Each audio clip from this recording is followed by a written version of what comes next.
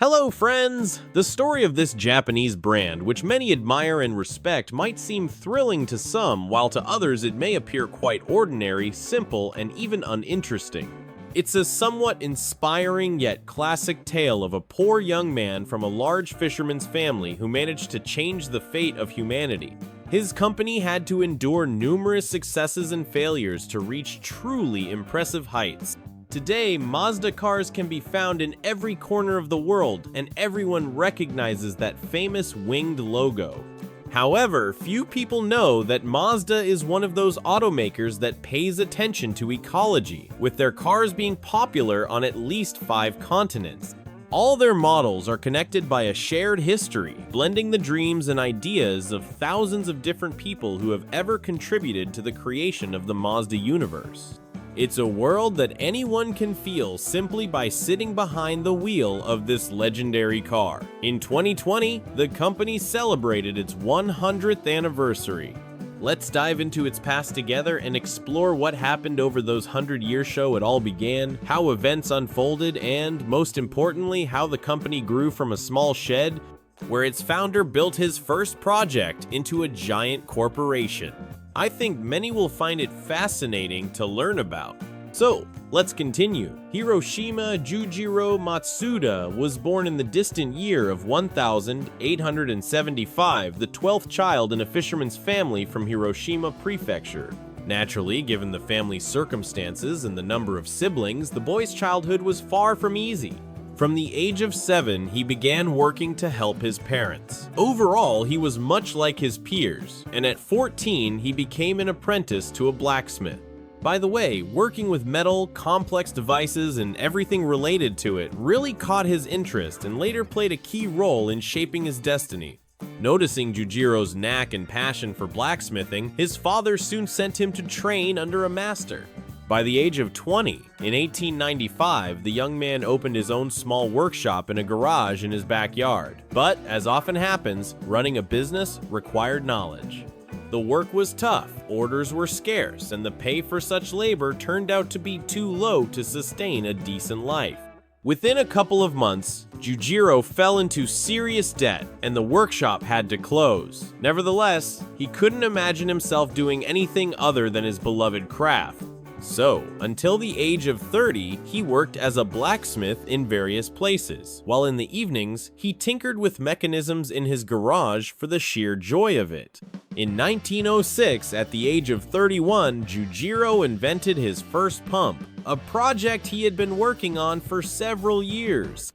It seemed like luck had finally struck. A pump was a useful invention, and that same year, with his last savings, he reopened a forge, even securing a patent for his air pump. But a few years later, the business shut down again. This was his second attempt, and his second resounding failure. Once more, he had to look for work and toil, as they say, for someone else. A couple of months later, the persistent Jujiro landed a job as an apprentice at a foundry. His passion for metal quickly made him the best student there.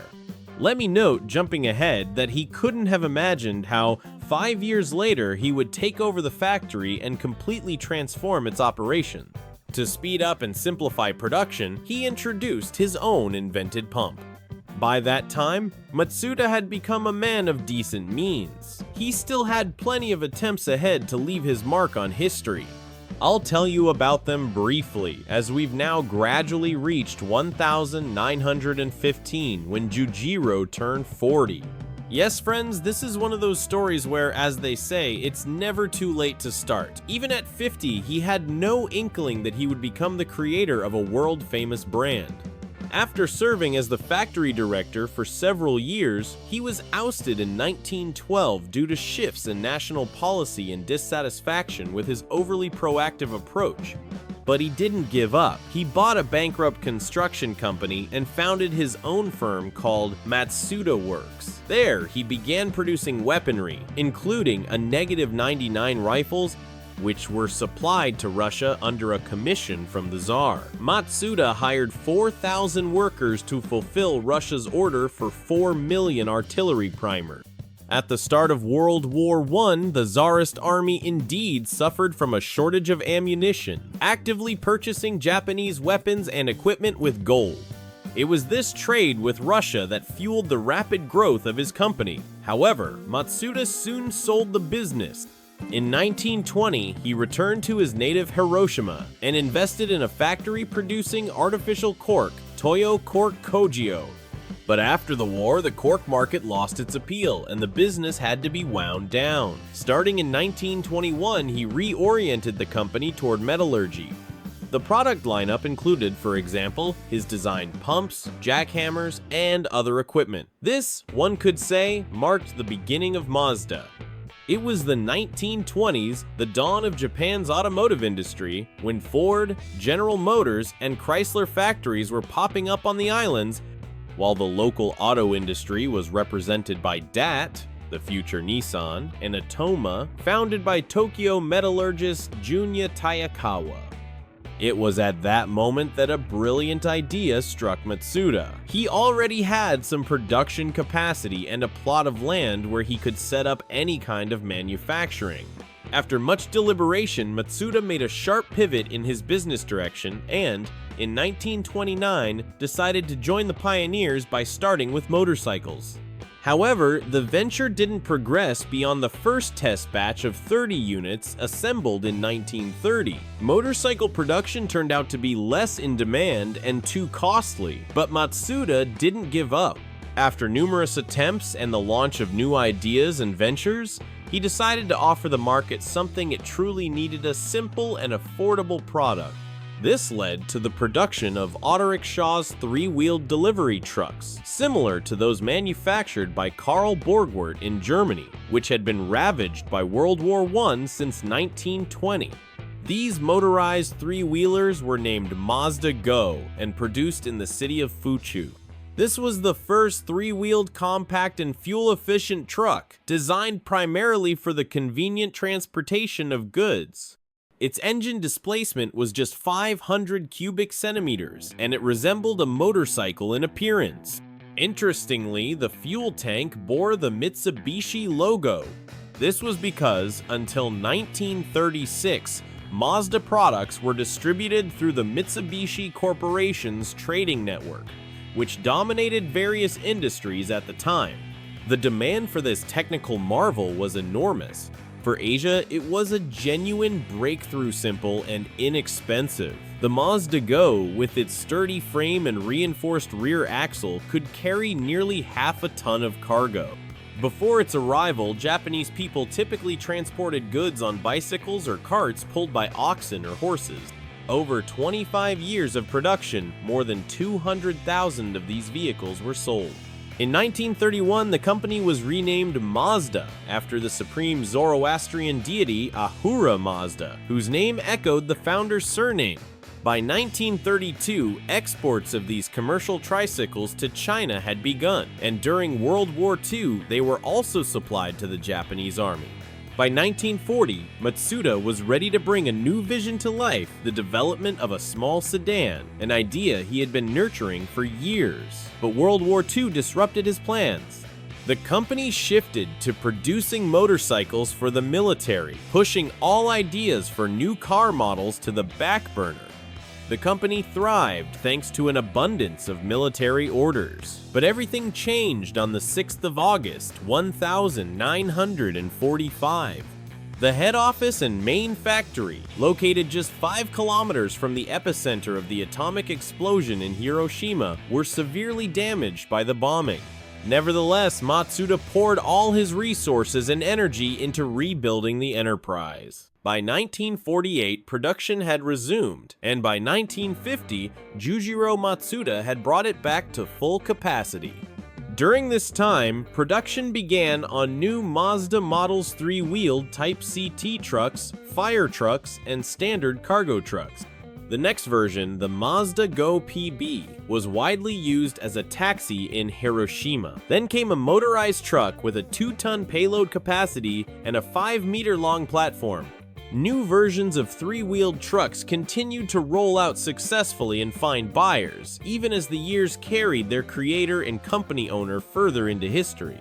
In 1952, at the age of 76, Jujiro Matsuda passed away. But Mazda, the work of his entire destiny, continued to grow and evolve. A year before his father's death, in 1951, his son, Tsuneji Matsuda, took over as president of the company. In the 1950s and 60s, Japan experienced a boom in passenger car production tied to the country's overall post-war recovery. The government threw all its efforts into overcoming the devastation of the war.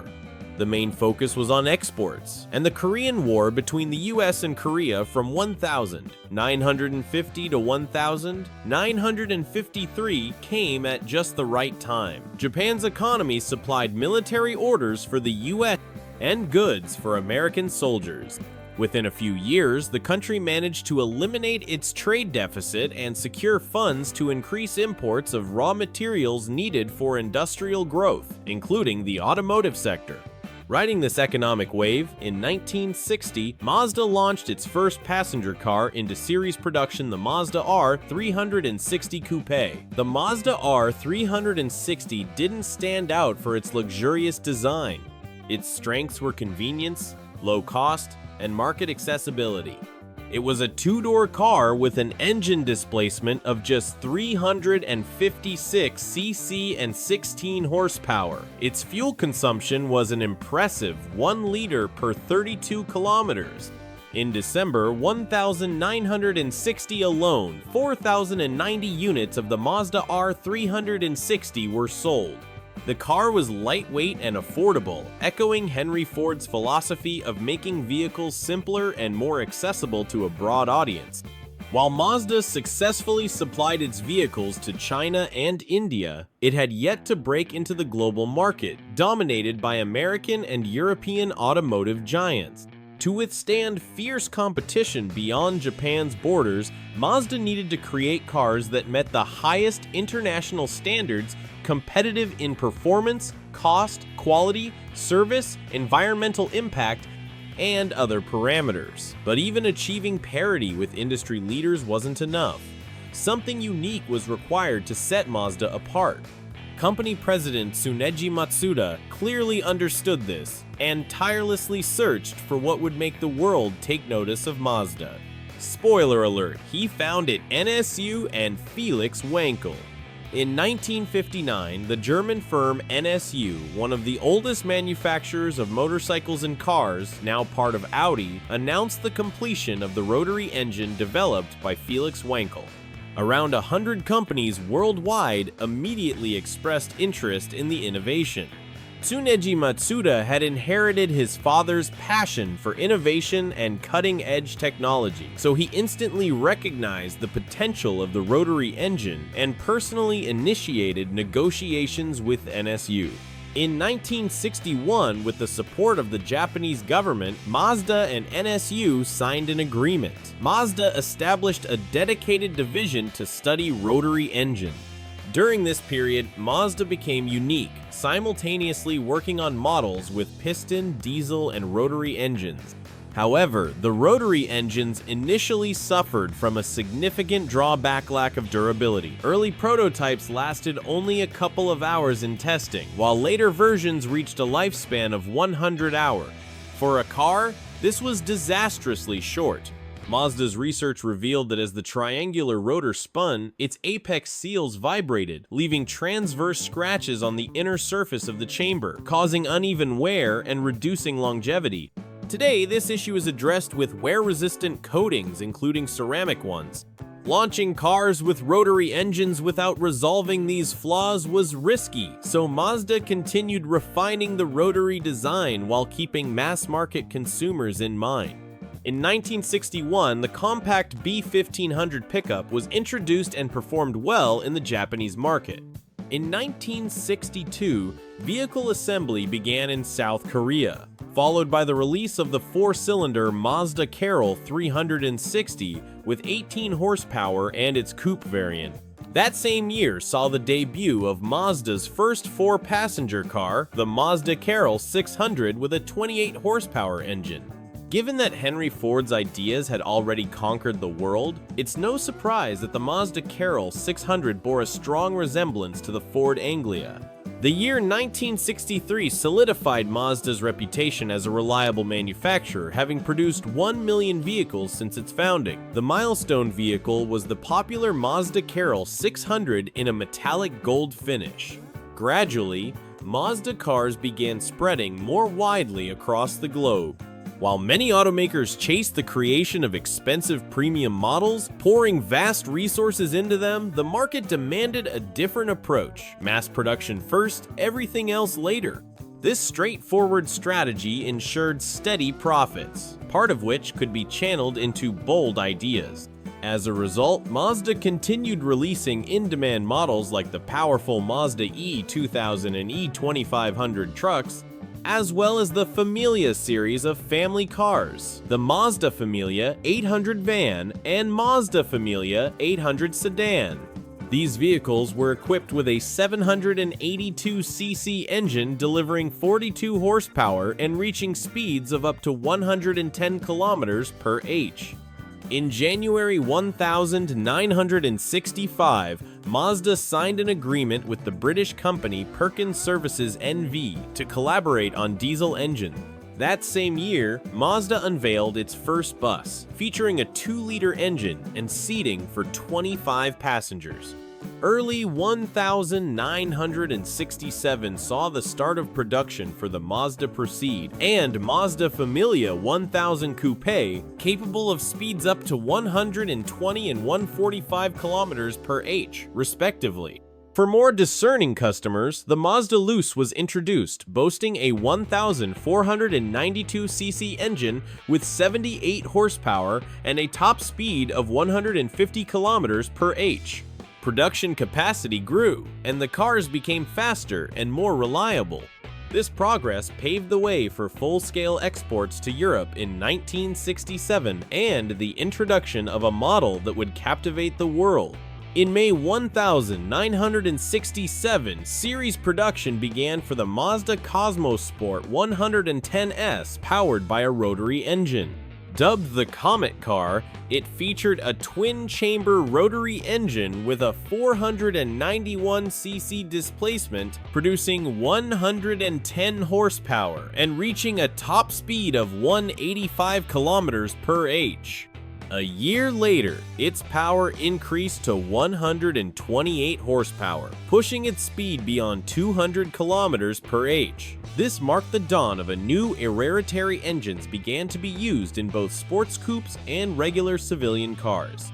In 1969, Mazda partnered with Ford and Sane to establish Jatco, a Japanese company focused on developing automatic transmissions. Mazda entered the Canadian market that year and, in 1970, expanded into the US market. By then, the US had imposed strict environmental standards on imported vehicles, which Mazda successfully met. At that point, the company had manufactured 100,000 rotary engine vehicles. Like other automakers, Mazda aimed to make a bold statement on sports and racing circuits. Innovations in automotive engineering were advancing, and the ultimate proof of their success came through participation in prestigious global races. And so, 2 Mazda Cosmos Sport 110S models took part in the 84-hour Marathon de la Route. Although only one crossed the finish line, securing 4th place, it was still a commendable achievement. By 1972, production surpassed the 5 million vehicle mark. The geography of assembly continued to expand. Japan, South Korea, South Africa, Malaysia, Indonesia, the Philippines, Thailand sales offices were opening everywhere. Everything was running smoothly until the 1974 oil crisis forced management to abandon rotary engines in mass production models due to their high fuel and oil consumption, the prices of which had skyrocketed. Rotary engines were retained only for sports versions. This didn't deter fans of speed and power, however. In 1978, the Mazda Savannah RX -7 debuted with a 105 horsepower rotary engine capable of reaching 200 kilometers per h. Renowned rally driver Rod Millen won the U.S. Rally Championship twice with this model, and in 1986, an updated Mazda Savannah RX-7 set a speed record at Bonneville, 383.7 kilometers per h. The rotary engine remained unmatched, and the model triumphed in numerous races across the US later. The Mazda RX-7 Affini version was recognized as the most powerful production car with a rotary engine. Meanwhile, Mazda became one of the few brands, perhaps the only one, to keep rotary engines in its lineup while others abandoned them entirely. In the Soviet Union, Virginia Z also experimented with rotary engines, but it didn't progress beyond a test batch of 8s and a limited production run. In 1979, Ford acquired a 25% stake in Toyo Kogyo, giving Mazda a fresh boost for growth. The model lineup expanded, and Europe and America fully succumbed to the charm of the East. In Japan, the brand was breaking popularity records. In 1980, the Mazda Familia earned the title of Car of the Year, and in 1982, it was succeeded by the Mazda Capella. From then on, Mazda's success became inseparable from its partnership with Ford. In 1984, the company was officially renamed Mazda Motor Corporation, and in 1989, the world was introduced to the legendary Mazda MX-5. Rumor has it that its design and concept were dreamed up by engineers in their spare time, just for fun. Nevertheless, it became the best-selling roadster in the world at an affordable price. The success of the Mazda MX-5 was staggering. It repeatedly earned a place in the Guinness Book of World Records as the best-selling sports car. Sales hit 530,000 units in 2005, followed by 700,000, 800,000, and 900,000 in subsequent years. Today, the Mazda MX-5 holds the record as the longest-running model in Mazda's lineup. The year 1990 was a milestone in every sense. Over its history, Mazda Motor Corporation had produced 25 million vehicles, with 1 million of those being the RX-7. The year 1991 brought triumph in motorsport. The Mazda 787B won the 24 Hours of Le Mans, marking not only the first victory for a Japanese car, but also the only win for a vehicle powered by a rotary engine. Its average speed on the track reached 205.1 kilometers per h. That year, Mazda outpaced giants like Mercedes, Jaguar, and Peugeot. In the early 1990s, the company actively pursued an environmental focus, adopting the Mazda Global Environmental Charter. Its goals included using recycled materials such as plastic and reducing the environmental impact of production. In 1992, the updated Mazda 626 earned the title of Car of the Year. Production and the number of new models grew each year, making it impossible to delve into detail about any single one or even briefly cover the entire lineup. Otherwise, this would stretch into an hour. But it was in the 90s that Mazda won the hearts of millions worldwide.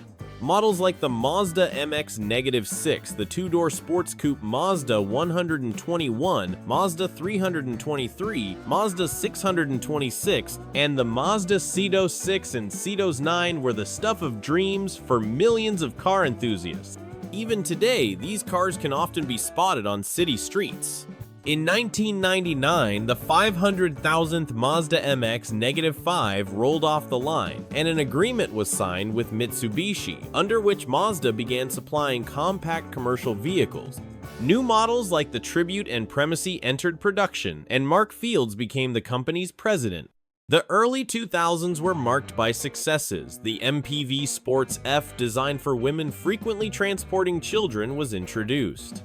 Around the same time, the brand embraced its new Zoom Zoom philosophy, symbolizing the joy of driving, a youthful spirit, enthusiasm, and energy. This slogan still echoes in Mazda's advertising today. In 2004, the company celebrated 25 years of partnership with Ford, and the following year, it unveiled an updated Mazda MX-5. Between 2005 and 2015, Mazda launched over a dozen new models, refining older ones and adding flair to already popular design. As of the 31st of March 2010, the number of company shareholders reached 55,462. That year, production volume hit 1.307 million vehicles, with revenue amounting to approximately $23 billion. Today, Mazda's lineup no longer includes models with rotary engine. Today, some consider Mazda's model lineup a bit monotonous. Nevertheless, the company continues to challenge competitors by introducing the MC30 electric vehicle, refreshing its designs, using eco-friendly materials, and enhancing the safety of its cars. Regardless, from the early 2000s to the present day, Mazda has further solidified its position in the market. Mazda is more than just car seats an entire philosophy.